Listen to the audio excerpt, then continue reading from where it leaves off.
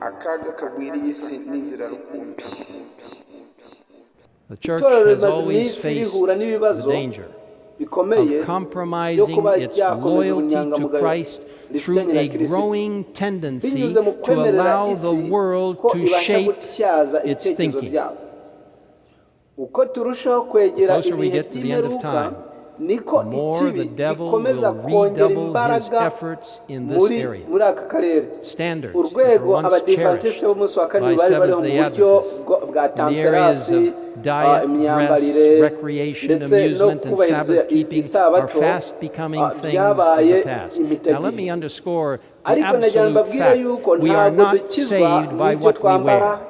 ntabwo We are dukizwa not no kurya saved by neza, eating ahubwo correctly. dukizwa We are saved by the n'amaraso blood of ya Yesu Jesus Kristo. Christ. But when the Iyo sanctifying imbaraga power zo of the Holy kwezwa Spirit enters zinjiye mu into the life, bugingo we will bwacu, do the things umwuka that w'Imana God wants akinjira us muri to do. twe, nibwo You see, when dutangira gukora members icyo Imana ishaka. are adorned like the world, Iyo abantu when they batangiye dress like the world, kwishariza when they love the nk'ab'isi, world's bagakunda entertainment, and don't nk'ab'isi, just point your bagakina finger at somebody else, think nk'ab'isi, about your own life and ntihagire my own. uwo batunga agatoke When we nk'uko listen to nabo the world's music and are batakitunga, captivated by everything that twirebe comes tu. out of Hollywood in its Iyo dukomeje glitziest kumviriza way, imiziki y'isi hama genuine tukabatwa na buri kintu cyose spirituality kiva muri is yo eroded, and n'amafilime the ava devil muri makes Hollywood, inroads into our very mu souls. by'ukuri kigasiba And the Adventist iby'umwuka health biri mu message, mutima wawe. which is Ubutumwa bw'ubuvuzi accepted by so many bw'abadivantisite honest-hearted kandi people in the bwemewe world, n'abantu is benshi considered by b'inyangamugayo many kandi within the bafite church imitima to be myiza mu isi, legalistic ariko kandi or ugasanga fanatical bufatwa rather mu than a itorero glorious ry'abadivantisite gift from a nk'ubwemewe, loving Creator. ahandi Something's nk'ubwaka wrong.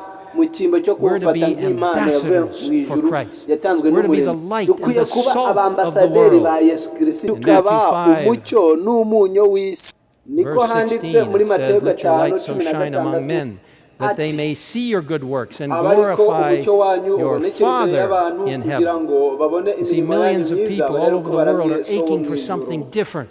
Dore They long for amamiliyoni genuine, menshi y'abantu authentic ariko Christianity. araharanira kuba yabona We will ikintu never reach bishakira them kumenya ukuri by kwa nyako compromising k'ubukirisitu, God's ariko ntabwo standards and our tuzigera standards to tubigeraho come down to binyuze their mu level. gufata We urugero must lift rw'Imana up no kurugereranya n'urugero standard rwacu rwo hasi, ahubwo grace dukwiye of kuzamura Jesus urugero Christ. rwacu This binyuze is mu no buntu bwa time to kirisitu, just flirt with the kuko iki si devil's igihe cyo dress gukina and n'ikibi diet mu and buryo amusement and bwo worldly influences. imyambarire, This kurya is the neza. time to Bityo rero hold the iki nicyo gihe standard kujya high dufata for urugero the rwacu world to see. tururenze This isi is not cyane. Umva legalism. uko si ukwemera This gusa, ahubwo is byashyizweho na Kristo, Christ-centered, gutsindishirizwa, justified, and kwezwa no kwibereka sanctified mu living mbaraga za through the Mwuka Wera, power of the Holy bigahanwa Spirit n'abamarayika as ndetse a witness n'abantu before men ko and Imana angels ibasha as to guhindura how God ubuzima can change a life. bw'umuntu.